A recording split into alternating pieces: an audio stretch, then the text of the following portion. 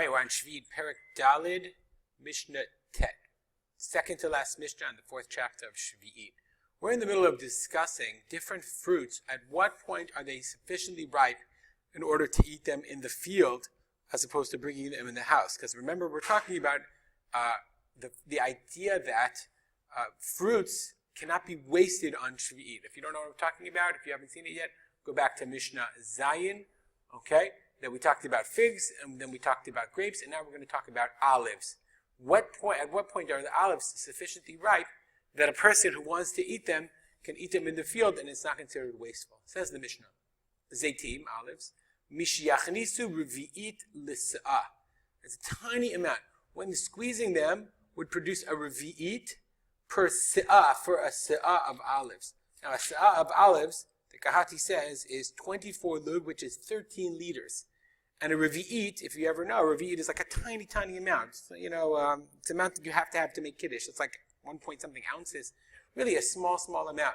So as soon as the olives are squeezable, a tiny amount, that a se'ah, 13 liters of, I don't know how much that is in gallons, whatever, 13 liters of olives can produce a tiny revi'it, i.e. they're squeezable at all, then potsea ve'ochel b'sadah. Potsea means you lance it, you pierce the olive, because that's why they would, remember, unripe olives themselves are pretty bitter. Unripe olives are almost inedible.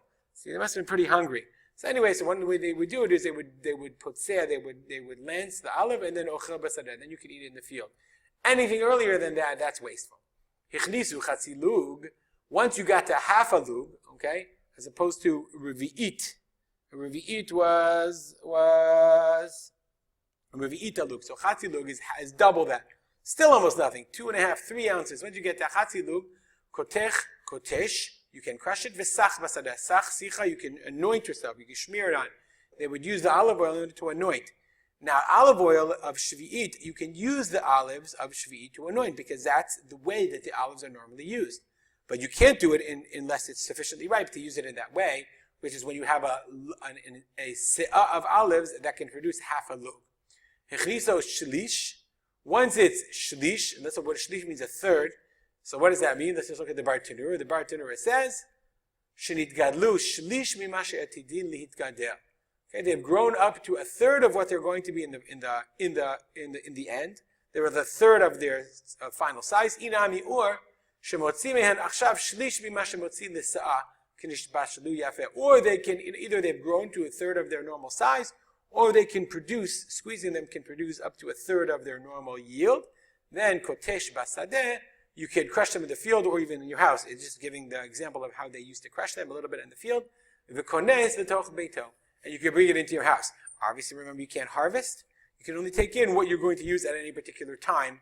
You want to make olive oil, you make a small amount of olive oil, as long as it's hichni, so shlish, that it's a third ripe, a third grown, and that would not be considered wasteful. Now remember this, Rabbi Safrai suggested that the reason was because a person has olive trees. Let's say you own an olive orchard across the street across the 3 highway from Yad Binyan, there's an olive orchard. You just have a tremendous amount of olives and you're not going to harvest them. So a person would say, I don't care, I can waste as many olives as I want. Therefore Chazal say, they limit the amount that you can waste. The